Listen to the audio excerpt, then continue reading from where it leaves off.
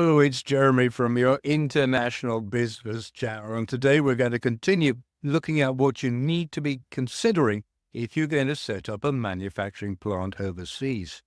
Today's topic is going to be about permits and EIAs, environmental impact assessments. If you're planning to start a plant, there's a lot to consider beyond just the equipment and production goals.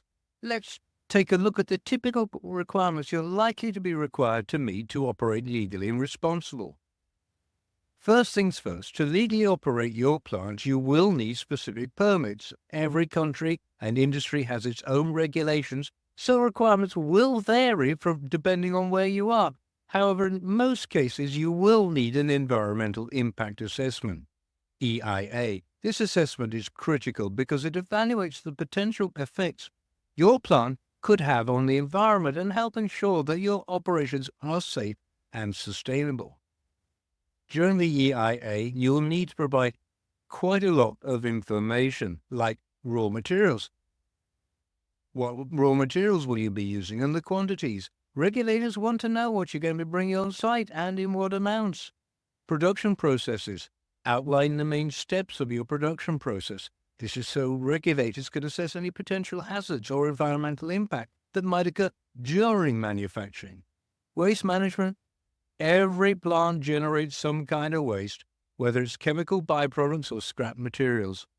You'll need a clear plan on how you're going to treat or dispose of it.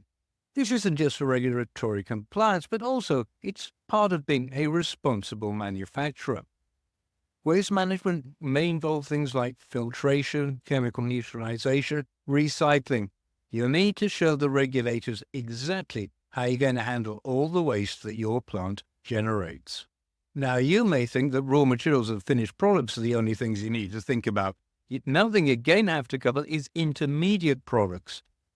These are materials produced at one stage of manufacturing and then used later in the process. Even though they're not your final product, you still have to have environmental or safety implications, so regulators need to know about them. For finished products, you're going to have to provide formulations. That is the exact mix of raw materials that go into the final products. This helps ensure that the end products are safe and helps regulators understand what impacts they might have on the people or on the environment. Now you may be thinking, I'm giving them my raw materials, I'm giving them my formulations, I'm giving away a lot of proprietary information. Some countries give some leeway, you can give ranges, but other countries do require the exact product formulation. Are you going to produce hazardous and dangerous goods? Or are you going to respect close scrutiny if this is the case? Dangerous goods, of course, are things like flammable chemicals, corrosive or toxic substances.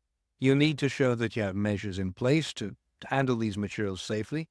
This could mean special storage facilities, proper labeling, and, of course, protective equipment for your employees.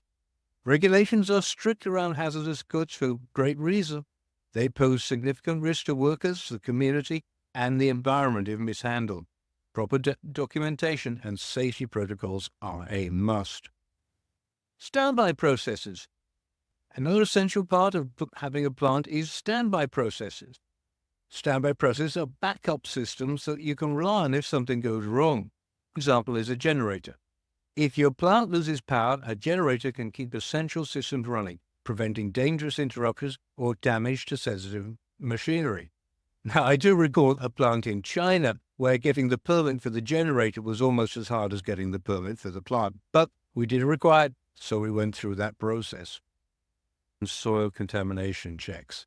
Before you even break ground on a plant, even if it's an existing building that you're renting, it's a good idea to conduct a groundwater and soil contamination check. While this may always be a legal requirement, it's a crucial step for your own protection. Here's why. Let's say the land has been contaminated by a previous owner. If you don't check up front, you could be held responsible for the cleanup costs. And trust me, cleanup costs for an environmental damage are high. Usually it's the authorities who set the level of cleanup required, but you're footing the bill. And when you're not paying, well, you can ask for a lawyer.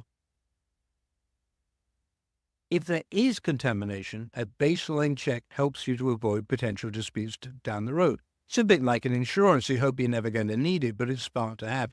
My recommendation, if you find contamination either in the water or in the soil, walk away. So in summary, setting up a manufacturing plant is more than just installing machines and hiring workers. You need to think about the environment and safety regulations and have processes in place to handle waste, managing dangerous materials if applicable, and keeping your operations running smoothly. And before you start building, make sure the land is safe to use. Taking these steps up front can save you a lot of time, money, and hassle down the line. So, if you're ready to take the plunge into running a plant, remember to cover these bases. And remember, all countries have their own rules and regulations, so check carefully before you start construction. I do appreciate that. If you enjoyed this short video, although this one's longer than most, please like and subscribe. My name's Jeremy Gray, your International Business Channel, and I wish you fair winds and following seas on your international journey. Take care.